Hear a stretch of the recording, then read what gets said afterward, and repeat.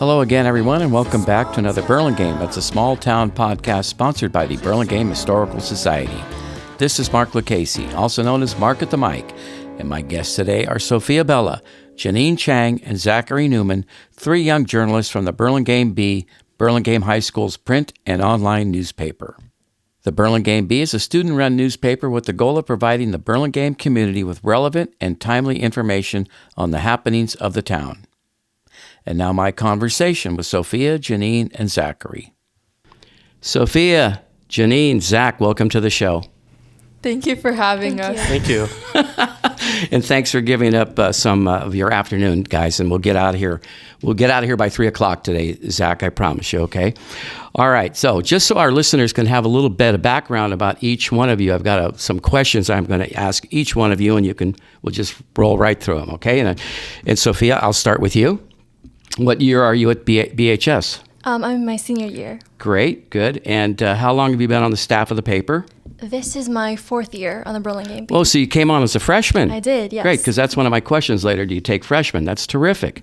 So what is your role on the paper? So I am the editor-in-chief. Oh, you're the big cheese. You're the CEO. Great. Were you editor-in-chief last year? No, I was managing editor. Terrific. Okay, good. What inspired you to join the school newspaper? Gosh, so it was kind of by chance. I never really intended to join journalism at first. I happened to come across the class because I missed the window to apply for my original elective. And I think, I was 14. I didn't really know what I wanted to do career-wise, obviously. But I think one thing that I knew for sure is that I love to write. And I think that was kind of what sealed the deal for me. Good for you. Good. All right. Why don't you tell me this? What has been the most challenging story you've worked on? The most challenging story? I guess recently we wrote, alongside Zach and our other staffer, Connie, wrote about our lockdown policies at school regarding like gun threats and gun violence. And that was a pretty heavy story, obviously. We had to deal with a lot of sources, a lot of conflicting information. So just the process of sorting that all out and making sense of things is always a challenge. Okay, good. If you're going on to college, and I'm sure you're in the application mode right now, but is journalism something you're going to pursue while you're in college? I guess it depends on the school. But I can see myself pursuing journalism in the future, whether it's, freelance work or as a career itself. So.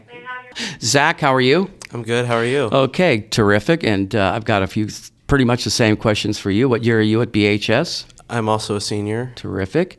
How long have you been on the staff? This is my 3rd year on the paper, so I joined as a sophomore. And what's your role? I am one of the managing editors along with Jeannine. What inspired you to join the school newspaper?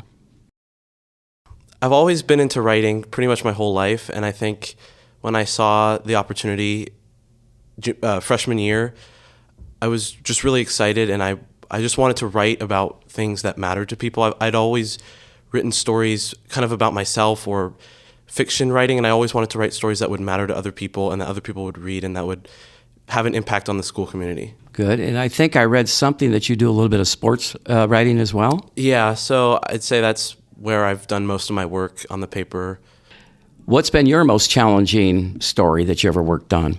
The school safety article is pretty tough, just dealing with a lot of different sources. But another one would be sophomore year, my first year on the paper. It was really my first big story that wasn't sports related, but it was about a cheating scandal that happened in a chemistry class. And a lot of the teachers didn't want to talk about it. So it was difficult to kind of convince them to talk about what was going on and get their opinions on it. But eventually it worked out. Okay, great. And I'm assuming and it doesn't matter to me if you go on to college or not, but if you are, do you plan to pursue journalism?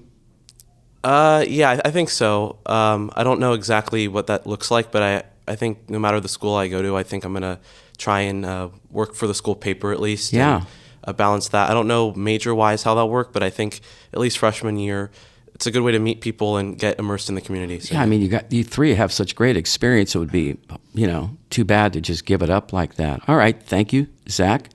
Jeannine, same questions. What year are you at Burlingame? I am also a senior. Oh, so I'm working with the 3 seniors today. Great. All right. How long have you been on the staff? I've been on the staff for 3 years. Yeah. And you do a little writing on the weekends, don't you, for the San Mateo Daily Journal? I do, yes, for the student column. The great editor-in-chief, John Mays, yeah? Yes. Terrific. Good. Okay. What is your role on the paper? I am a managing editor as well as Zach. And last year, I did mostly the website. Yeah, and by the way, it's a terrific website. Yeah, it really is. Okay, so what inspired you to join the school newspaper?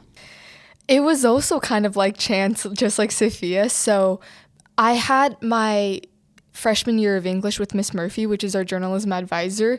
And it was rare because that was the only year she ever taught freshman English, and I was her one class.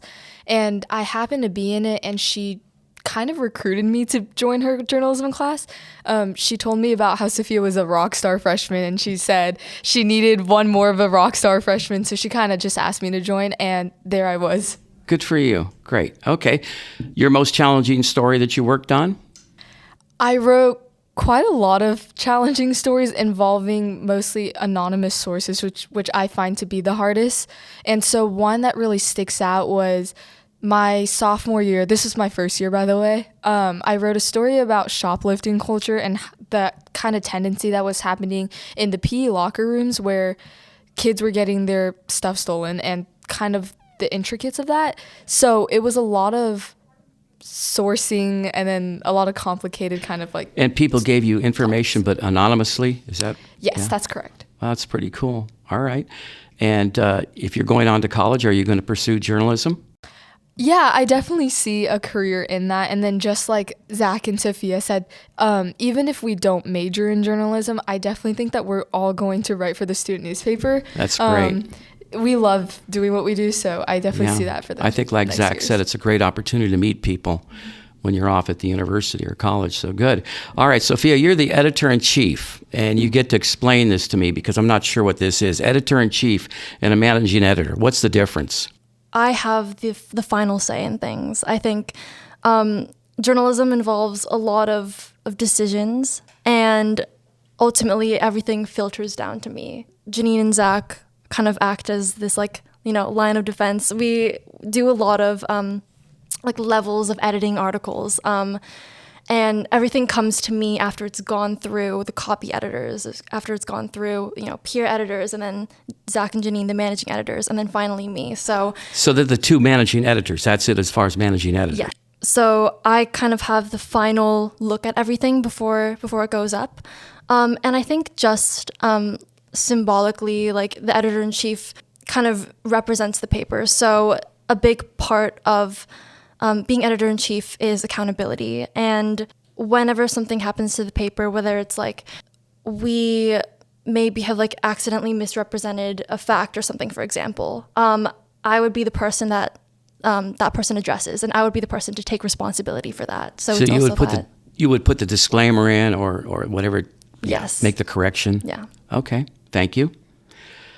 All right. As I mentioned in the intro, the paper has a goal of providing relevant and timely information on the happenings of the town, not just what's going on campus, because I have an example here. I checked out the article titled The 10 Hidden Treasures in Burlingame. And by the way, that was really well done.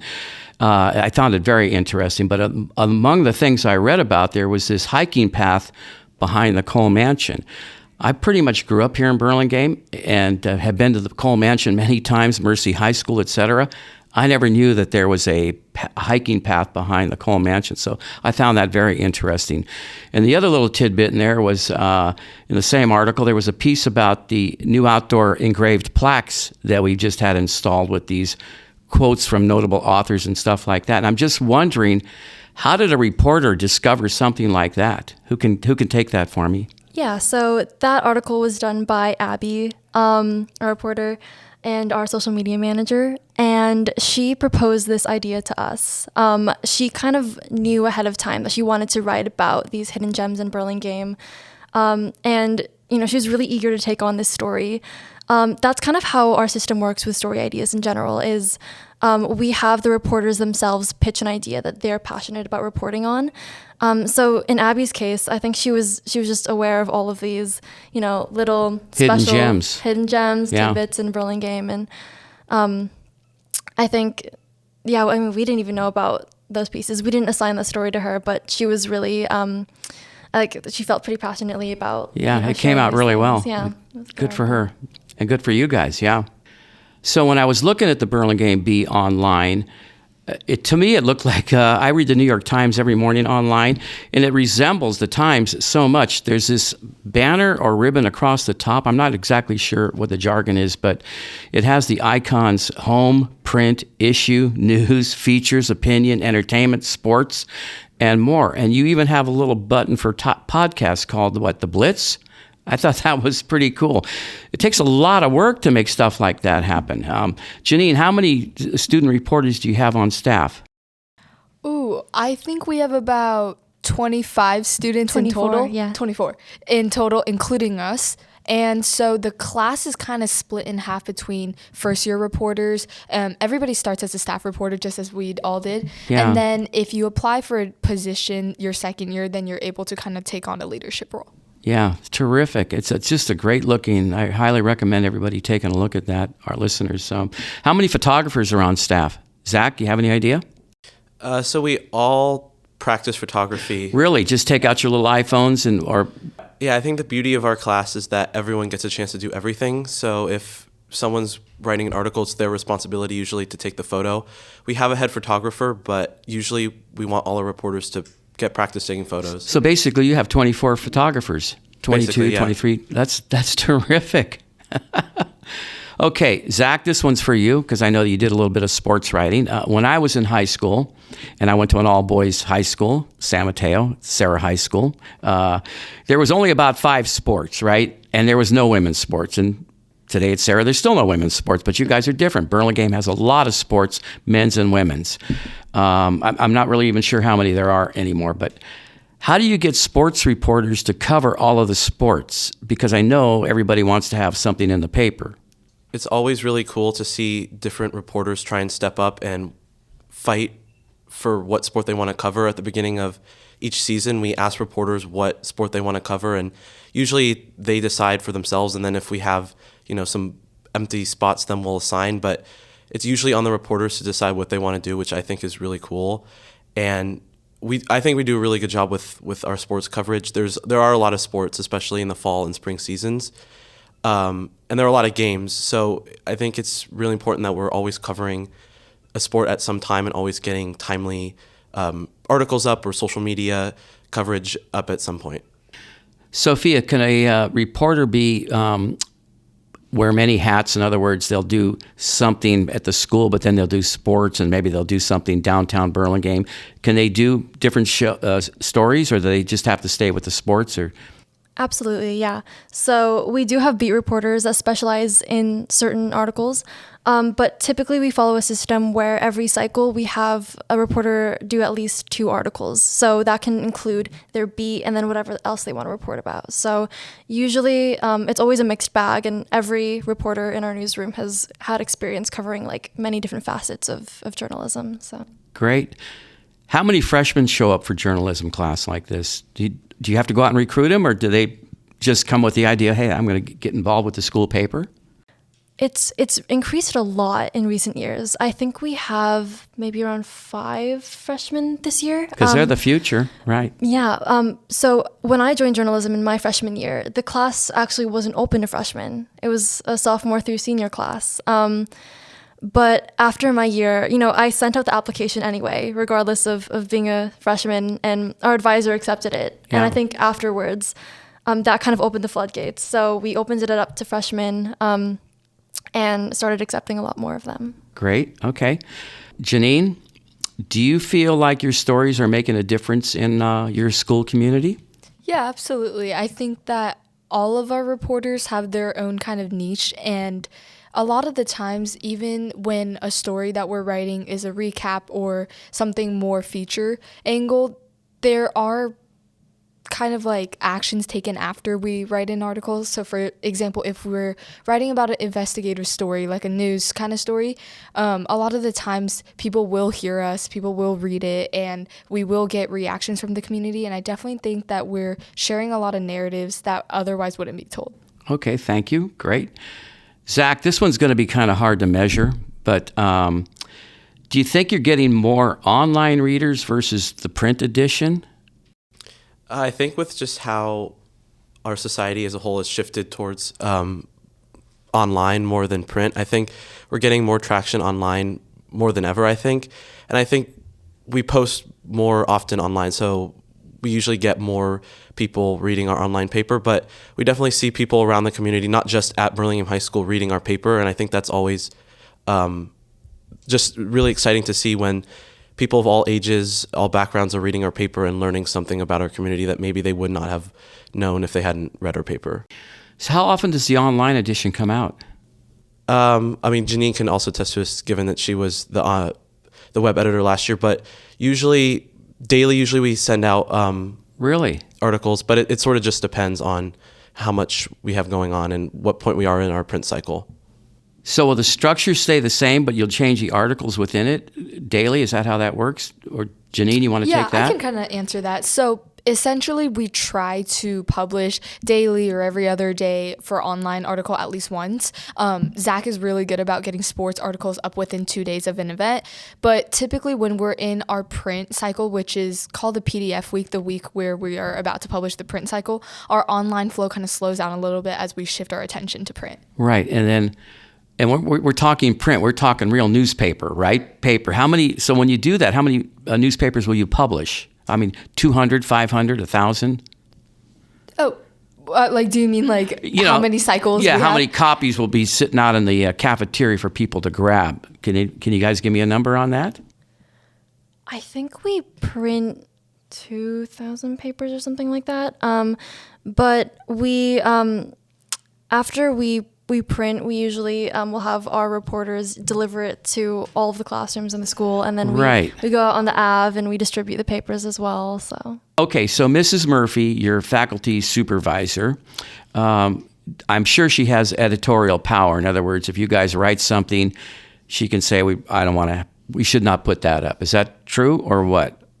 Yeah, so I think the Burlingame B in our journalism program in general really prides itself on being an entirely student-run organization. It ultimately, I think a good analogy is like she's our coach, but we're the team and we ultimately deliver the results. So I think in the same way, she's there to guide us and help make our decisions and inform our decisions.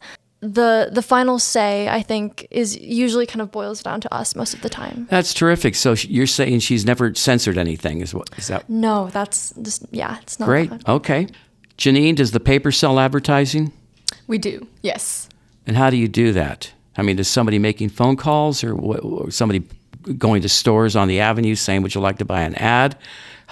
Who's doing that? Yeah, so we have a business manager on our staff, but again, everything in our newspaper is very much a team effort. So even though we have designated roles, kind of everybody has hands on to the opportunities of everything. So in the beginning of our school year, how it works is that each of our staffers are assigned 2 to 3 businesses on either Burlingame Avenue or just in our community. And we typically pitch phone calls and emails and even go in store and kind of ask if they're interested in contributing to our newspaper and having an ad there. We do both print and online, and sometimes we'll get a yes, sometimes we'll get a no. Right now, I think we have quite a bit advertisement. So are the ads in the print paper, the actual newspaper, so they have little ads in there like a little business card or something, or a half-page ad, shop at Kearns, buy your jewelry at Kearns, that kind of thing, I guess, right? Yeah, we do. Okay, good. Are there ads online as well? Yes, so we have headers and footers in the same way. Yeah, I didn't notice that. That's great. Okay. Zach, this one's for you. How does social media influence the way you guys write or choose stories? I think that's a good question. I think it's something that we're constantly considering, just again with the direction of our society, that we're more online and things are more digital than ever before. I think this year especially we placed an emphasis on our social media accounts, Instagram, X, and Facebook especially. with trying to get out more information, more content that's shorter and more bite-sized so more people can digest it and read it without having to read like a full-on article. So it's definitely something that we're always trying to figure out how to improve and work on in terms of design and content, how we can bring all the work that we're doing online so more people can see it. I noticed you didn't mention TikTok. Is there something wrong with TikTok? I don't think there's anything and wrong with it. And you're all smiling. What am I missing here? Well, I think what Zach meant to say is there's nothing wrong with TikTok, but there are certain social media apps that are just a little bit more complicated for us to post on. So, for example, Snapchat, we would only be able to have one user logged in, and then TikTok is a bit more difficult since only one user would be able to see the draft of our post, and it's a little bit harder to just kind of plan like multimedia. Yeah. And also like, I guess format-wise, short form video content is just kind of adds another layer of kind of another entire different like medium of digital media. So I think at this point does our staff have the bandwidth to do that right now? And okay. Yeah, all that jargon's kind of getting out of my league, so we're going to reel this back in for a minute. But thank you, guys. That was great. So besides reading the Burlingame B, how are high school students getting their news today? Is it from Instagram? Is it from X? What was that formerly? What did X used to be? Twitter. Thank you. Okay. Is that how everybody's getting their news? I mean, does anybody turn on the TV and watch ABC, CBS, CNN, anything like that? Well, we can't speak on behalf of what other students do, but personally as journalists, Sophia, Zach, and I are very involved in reading the news. We do the New York Times quiz every week. Good for you guys, yeah. Although one of the stories that we recently kind of covered was about the decreasing trend of media literacy and being able to read, I think that we try our best to still promote reading news through our platform. Okay. So, Zach, you read the Times as well? Yeah, definitely. And Sophia? Yes. What about the Chronicle? Mm-hmm. How about the San Mateo Daily Journal? Yeah. Yeah. Yes, good answer. So do you guys watch any things like CNN or MSNBC or put on Fox for a few minutes, to kind of get different perspectives? Sophia? Yeah, definitely. Turn it on every morning. And I think it's kind of a good example of that is when we were doing our election coverage. I was on a Slack channel with like 4 other reporters, and we all had, the cable news networks on, as well as like looking at like websites and stuff. I think that's kind of a testament to how, although the landscape of media is really shifting right now, medium-wise, it's still really important to diversify the kind of content that you consume. And I think as journalists, it's also our responsibility to make sure that we diversify our consumption, just so really we can get a pulse on what's happening and really make sure we're seeing everything. Okay. Are you all eligible to vote? Are you all so you're all under 18, all 3 of you? I turned 18 a week before the election, so I'm 18 now. Were you able to register and vote? Yes, definitely. Okay. And you voted? I did. Okay. I'm not interested in who you voted for. The majority of the seniors that are at Burlingame High, are they eligible to vote, or are they 17, underage? Most are not 18 yet, yeah. By November. Okay, so I'm going to ask Sophia and Jeannine this question then. Because you were not eligible to vote, did you really care what was going on in the national election, or did you buy into it at all, or did you have somebody you were rooting? And you don't have to tell me who you're rooting for, but did you have any interest in it? Sophia? Absolutely, yeah. I think, again, having the responsibility to accurately cover the election was a big part of it. But I think generally, just like not as, particularly as journalists, but people in general, we are very kind of invested in politics, and we're interested in it. So we were definitely keeping up regardless if we could participate or not. So Jeannine, do you go along with that? Yeah, I completely agree with Sophia. And one of the things that I think, since Sophia and I are not able to vote yet, our voice can still be shown through journalism. So without being able to actually pitch a vote, a count, or something like that, we are still able to show how we feel, how our readers feel, how others feel through journalistic writing. Did you do any writing on the elections in the paper while this whole thing was going on, or did you just stay away from it? So we did a lot of, so all of our election coverage was centered on social media. So we did live Instagram story updates. And I think our big reason behind that was that kind of going back to your question before on how most people in our demographic consume news, it largely centers around social media. So oftentimes, maybe the Burlingame B is the only news outlet that's on their feed. So we felt like it was going to be helpful to create live Instagram stories to kind of help, students just scrolling on their Instagram kind of be informed with these like tidbits of information. And then another part of our coverage was interviewing students about their opinions on the election. So we did a post where we went around asking students how they felt about the election a day afterwards. In one word, tell us how you felt about the election, and then explain it. And we got a bunch of students to answer that question, and we all compiled it into an Instagram post. So fantastic. So I would have, if I wanted to go listen to that, I would have to go to the Burlingame B on Instagram, right? And look up Burlingame B? Yes. And I could listen to some of those? Yes. Wow, that's pretty cool, right? I like that. Thank you. In looking back at past editions of the Burlingame B, how has the paper changed over the years? And I'll go with you, Jeannine, and then we can kind of circle around a little bit. Yeah, I think that like you said, like all of us kind of already said, but as our demographic kind of shifts towards more online, so does our content in a way. And I think that recently a lot of high school newspapers, including the Burlingame B, have centered their coverage around AI, media literacy, things of that sort that really affect our generation, especially as compared to maybe years before. So I think that the content has kind of changed to what is relevant and what has been affecting teenagers the most. Okay. You know what? You mentioned something, AI. How does AI play into journalism? Well, I think it's really important in terms of like the future of the journalism profession. It's kind of, in my view at least, a little scary of how far AI can go. I think you can't beat the importance or the feel of actual human reporting on issues that matter. And that's part of why I think I'm going to continue doing journalism in the future, just because a computer can help you do a lot of things, but there's nothing like reading actual reporting, amplifying other people's voices, getting those perspectives. That's something that you can't really do with AI necessarily. I think there are other things that AI can definitely help us with, but I don't know if AI for journalism at least is gonna. I don't think there's.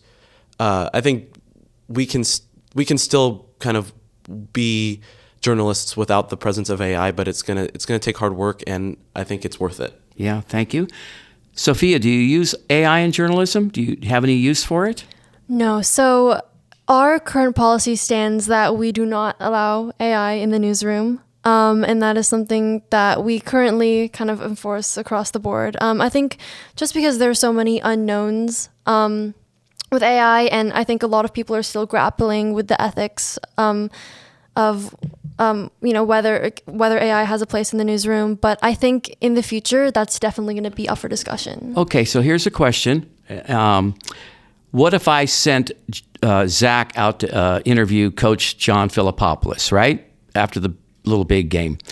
And would Zach be okay to go to AI and you say, I'm interviewing Coach John Philippopoulos. What are some questions I can ask him? Is that okay, or is that something you would not like Zach to do? Could he use that as an aid? I'd be okay with that. I think the big part of AI that we don't allow is like the generative text aspect. We want all of the reporting to be 100% authentic and from the student and from the reporter. Okay.